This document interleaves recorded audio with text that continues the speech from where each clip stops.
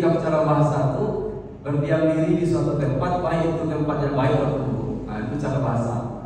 Sedangkan itikaf menurut istilah itu artinya berdiam diri di masjid dengan melakukan amalan-amalan dan berharap ridho dari Allah. Nah, inilah itikaf yang dicontohkan oleh Rasulullah.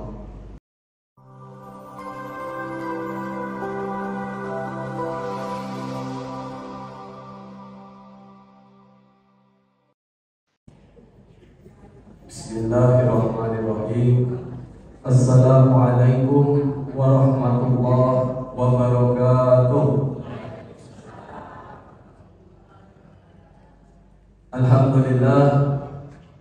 Alhamdulillah nasta'inuhu wa nastaghfiruhu wa na'udzu billahi min shururi anfusina wa min sayyiati a'malina.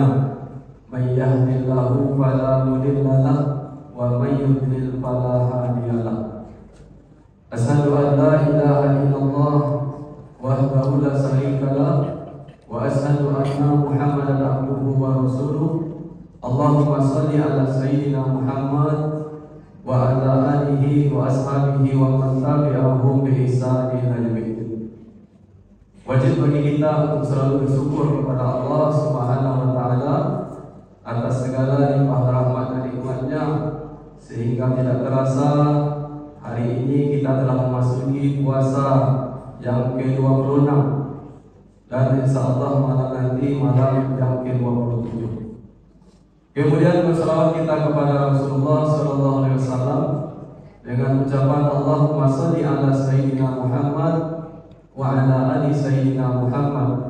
Mudah-mudahan dengan kita yang bersalawat berharap nantinya memperoleh syafaatnya di yaumil akhir kelak. Amin. Amin ya rabbal alamin. Baiklah Bapak Ibu jamaah salat subuh yang dimuliakan oleh Allah Subhanahu wa taala. Judul daripada tausiah singkat kita pada subuh yang berbahagia ini yaitu mengenai keutamaan daripada i'tikaf. Bapak Ibu yang dimuliakan oleh Allah, tidak terasa kita sudah berada di 10 akhir Ramadan. Yang mana di 10 akhir Ramadan ini ada satu amalan khusus yang selalu dijaga oleh Rasulullah sallallahu alaihi wasallam. Bahkan ketika di tahun beliau wafat, beliau melakukan amalan ini selama 20 hari 20 malam. Apa amalan tersebut? Itulah yang disebut dengan i'tikaf. Jadi jemaah yang dimuliakan oleh Allah Subhanahu wa taala, apa itu i'tikaf? I'tikaf menurut bahasa artinya berdiam diri di suatu tempat. Baik itu tempatnya itu dianggap baik ataupun buruk. Itu menurut bahasa orang itu. Jadi kalau malam, jam 10 malam baru pulang suami ibu boleh. Ketika ditelepon di mana bang? Lagi i'tikaf. Tapi dongeng bunyi meja duduk di. Itu di meja diminum bang. I'tikaf menurut bahasa katanya. Itu betul juga Bapak Ibu. Jadi i'tikaf secara bahasa itu berdiam diri di suatu tempat, baik itu tempatnya baik atau buruk. Nah, itu cara bahasa. Sedangkan i'tikaf menurut istilah itu artinya berdiam diri di masjid dengan melakukan amalan-amalan dan berharap ridho dari Allah. Nah, inilah i'tikaf yang dicontohkan oleh Rasulullah. Maka Bapak Ibu jamaah salat subuh yang dimuliakan oleh Allah Subhanahu wa taala. Apa hukum i'tikaf? I'tikaf itu asal hukumnya adalah sunnah. Asal hukumnya sunnah, dan ini bisa menjadi wajib ketika seseorang itu bernazar. Contohnya Bapak Ibu, besok kalau anakku diterima kerja di perusahaan itu, aku nazar i'tikaf di Masjid Al-Huda 2 malam. Itu berubah hukumnya sunnah tadi menjadi wajib. Jadi kalau yang sunnah itu bisa berubah hukumnya menjadi wajib ketika kita bernazar. Sama dengan kurban itu sunnah muakkad, tetapi bisa hukumnya jadi wajib ketika kita sudah bernazar. Jadi jemaah yang dimuliakan oleh Allah Subhanahu wa taala, selanjutnya berapa lama i'tikaf itu baru bisa dikatakan i'tikaf? Jadi kalau Rasulullah SAW mencontoh beliau itu beriktikaf setiap tahunnya di bulan Ramadan itu 10 hari terakhir Ramadan. 10 hari 10 malam terakhir bulan Ramadan, Rasulullah itu selalu iktikaf. Dalilnya hadis riwayat Muslim nomor 2004. Di situ dikatakan oleh istri beliau, An Aisyah radhiyallahu anha, qalat kana Rasulullah sallallahu alaihi wasallam ya'takiful asra awahiru min Ramadan, kata beliau. Bahwasanya dari Aisyah radhiyallahu anha, beliau berkata bahwasanya Rasulullah itu melakukan iktikaf di 10 akhir Ramadan. Tuhan kita lihat di hadis riwayat Muslim nomor 2004. Bahwasanya Rasulullah itu beliau itu melakukan iktikaf 10 akhir Ramadan. Maka dalam hadis lain juga dikatakan ketika beliau wafat, maka iktikaf itu dilanjutkan oleh istri-istri beliau. Inilah contohnya iktikaf itu sunnah muakkad. Jadi ketika beliau meninggal dunia, maka istri-istri beliau melanjutkan iktikaf.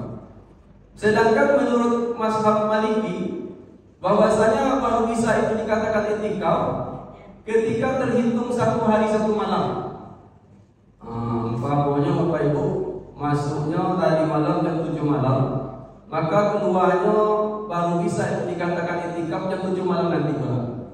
Masuk jam 7 malam tadi, besok jam 7 malam besok keluarnya, itu baru bisa dikatakan iktikaf. Berarti terhitung 24 jam. Itu menurut mazhab Maliki. Sedangkan menurut mazhab Imam Syafi'i, mayoritas Indonesia biasanya memakai mazhab tersebut, Asia rata-rata memakai mazhab Imam Syafi'i, yang mana beliau mengatakan itu baru bisa dikatakan iktikaf ketika lama sedikit daripada rukuk. Ketika rukuk Bapak Ibu kita baca Subhana rabbiyal azim wa bihamdihi, Subhana rabbiyal azim wa bihamdihi, Subhana rabbiyal azim wa bihamdihi.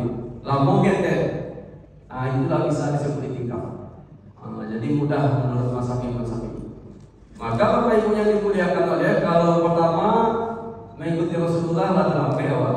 Rasulullah mulai malam 21, sedangkan sekarang dah malam ke-27. Maka kita mengambil yang ketiga, mengikut Imam Syafi'i. Setiap masuk masjid niatkanlah untuk beriktikaf.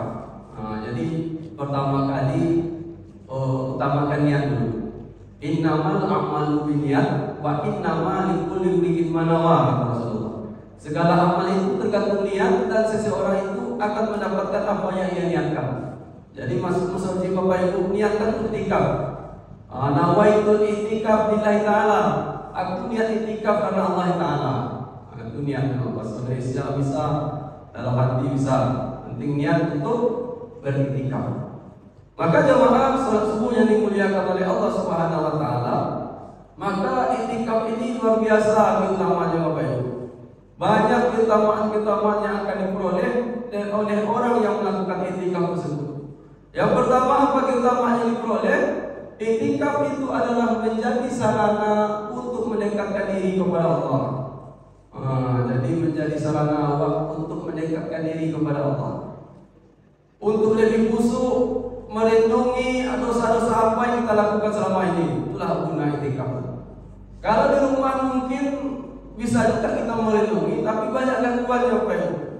Di rumah mungkin ketika kita sudah makin khusyuk merenungi, datang tetangga sebelah hilang konsentrasi kita. Tetapi kalau di masjid itu lebih fokus kita beribadah. Banyak kita bisa mendekatkan diri kepada Allah. Yang pertama, berbanyak melakukan sholat sunnah.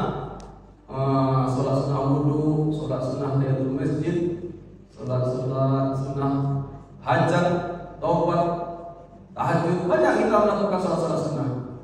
Itu cara yang paling pertama, banyak-banyak melakukan sholat sunnah. Kemudian tak sanggup banyak-banyak sholat sunnah karena asal murad mungkin, tak bisa lama-lama. Yang kedua, banyak-banyak baca Al-Quran. Isi malam-malam itu baca Al-Quran. Baca Al-Quran. Karena kata Rasulullah, setiap huruf itu akan dapat awal balasannya 10 kebaikan. Dalam hadis, man qara'a harfan min kitabillah falahu bihi hasanah wal hasanatu bi asri amsalha. La aqulu alif lam mim harfun wala alif harfun lam harfun memahami. Rasulullah mengatakan bahwasanya barang siapa membaca Al-Quran kitab Allah, maka mendapatkan satu kebaikan. Setiap satu kebaikan dilipat gandakan oleh Allah menjadi 10 kebaikan. Jadi baca banyak baca Al-Quran, maka pahalanya setiap satu huruf mendapat 10 kebaikan. Isi hari-hari malam itu banyak baca Al-Quran. Tak sanggup juga baca Al-Quran, banyak-banyak berzikir, bertasbih, mohon ampun kepada Allah Subhanahu wa Ta'ala. Maka Bapak Ibu jemaah salat subuh yang dimuliakan oleh Allah, yang intinya isi malam-malam tersebut untuk banyak-banyak beribadah kepada Allah Subhanahu wa Ta'ala. Tolong salat sunnah, baca Quran, tolong baca Quran, berzikir. Maka jemaah yang dimuliakan oleh Allah, yang kedua apalagi keutamaannya, keutamaan i'tikaf tersebut adalah bahwasanya orang yang melakukan i'tikaf dalam satu hadis dikatakan akan dijauhkan dari neraka jahanam sejauh 3 parit. Jadi orang yang melakukan i'tikaf sehari di masjid itu kata Rasulullah akan dijauhkan dari neraka jahanam sejauh 3 parit. Yang mana jarak parit satu ke parit yang lainnya itu sejauh daripada langit dan bumi. Jadi lumayan jauh, Bapak Ibu, sangat jauh. Sejauh 3 parit, jarak 1 parit itu jarak antara bumi dan langit.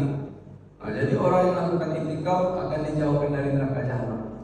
Yang kemudian yang ketiga, keutamaannya orang yang melakukan i'tikaf akan mendapatkan doa dari para malaikat. Setiap kita berada di masjid ini, insya Allah kita akan mendapatkan doa dari para malaikat. Dengan syaratnya jaga wudhu kita, batal wudhu kembali wudhu lagi, batal wudhu kembali wudhu lagi. Jemaah yang dimuliakan oleh Allah, yang terakhir yang luar biasanya, bahwasanya keutamaan i'tikaf tersebut adalah peluang besar untuk mendapatkan malam Lailatul Qadar. Jadi besar peluang seseorang yang i'tikaf itu dia akan mendapatkan malam Lailatul Qadar. Yang mana malam Lailatul Qadar ini adalah malam yang sangat luar biasa. Dikatakan dalam Al-Quran surah Al-Qadar, Inna anzalnahu fi lailatul qadr wa ma adraka ma lailatul qadr. Lailatul qadri khairun min alfi shahr. Tanazzalul malaikatu waruhu fiha bi izni rabbihim min kulli amr. Salamun hiya hatta matla'il fajr. Yang mana kata Allah, sesungguhnya kami menurunkan Al-Quran itu pada malam kemuliaan, malam Qadar. Apa itu malam kemuliaan? Kata Allah Subhanahu wa Ta'ala, malam itu lebih baik dari 1000 bulan.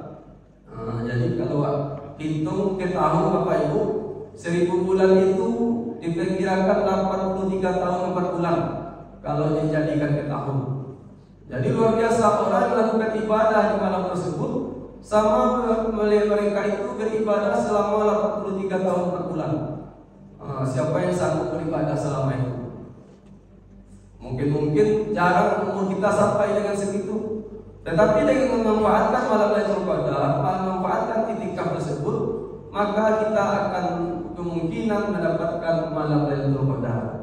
Jadi malam Lailatul Qadar itu malam yang penuh kemuliaan kata Allah. Karena di malam itu para malaikat turun, termasuk Ruh Jibril, dengan izinnya Allah mengatur seluruh urusan sehingga sejahtera malam itu hingga terbit fajar kata Allah. Maka jemaah salat subuh yang dimuliakan oleh Allah Subhanahu wa Ta'ala, maka juga hadis ini mengatakan bahwasanya malam Lailatul Qadar itu di 10 terakhir Ramadan. Ada yang mengatakan malam 25, ada yang mengatakan malam 27, ada yang mengatakan malam 29. Intinya kita hidupkan setiap malam-malam akhir Ramadan ini memperbanyak ibadah kepada Allah Subhanahu wa Ta'ala. Jadi makanya sekarang hampir di setiap masjid melakukan program i'tikaf. Di setiap masjid biasanya mengadakan program i'tikaf. Maka gunakanlah kesempatan ini sebaik-baik mungkin, karena kapan lagi kita melakukan i'tikaf? Kapan lagi kita, memang Ramadan ini Bapak Ibu setiap tahun akan datang nantinya. Tahun esok datang Ramadan.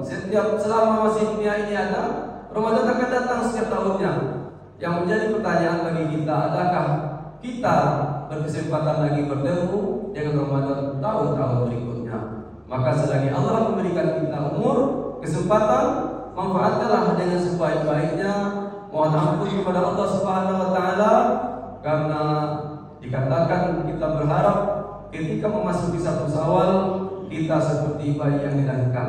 diampunilah hendaknya dosa-dosa kita selama ini, dengan kita betul-betul memanfaatkan Ramadan ini dengan sebaik-baiknya. Mungkin inilah yang dapat disampaikan pada subuh ini.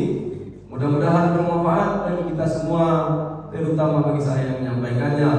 Dan mudah-mudahan kita diberikan keistiqomahan oleh Allah, betul-betul memanfaatkan Ramadan ini sebaiknya, sehingga berubahlah, naiklah status kita dari ya ayyuhallazina amanu, dari orang-orang beriman menjadi la'allakum tattaqun, menjadi orang-orang bertakwa. Kita tutup dengan doa kafaratul majlis. Subhanakallahumma wa bihamdika asyhadu an la ilaha illa anta astaghfiruka wa atubu ilaik. Assalamualaikum warahmatullahi wabarakatuh.